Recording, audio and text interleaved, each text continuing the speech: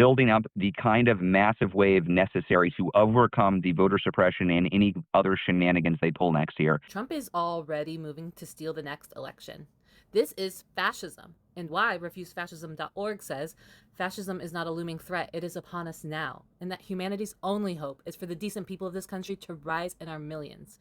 We cannot wait for future and rigged elections. We must drive the Trump Fascist Regime from power. November 5th, flood DC. I'm Chantel with the RevComs, and I'm going to do a mini-series on all the ways Trump is moving to steal the election and responding to different people on how they see defeating this fascism.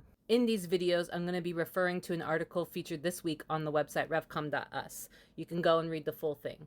It covers the many ways how Trump is moving to steal the next election, including how they are straight up telling you to your face, extreme and racist gerrymandering, packing the government with election deniers, executive orders to promote voter suppression, state-level vote rigging, and more. But I'm going to start this video responding to something Ezra Levin, a co-founder of Indivisible, argued in a recent interview following No King's Day 2.0. Play the tape. There's not a solution other than one, building up the kind of massive wave necessary to overcome the voter suppression and any other shenanigans they pull next year. And two, making sure that every single Democrat that comes into power, once we do have a trifecta again, supports expanding the court, adding term limits, and adding ethics reforms. This is a profound and extremely dangerous underestimation of what we are facing.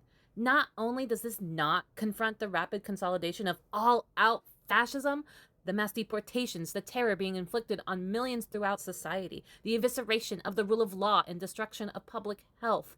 But this ignores all the ways that Trump and the MAGA fascist regime are already working overtime and from many different angles to rig and steal the next election. They are on an existential mission to remake society on a fascist foundation, and they think only they have a right to rule.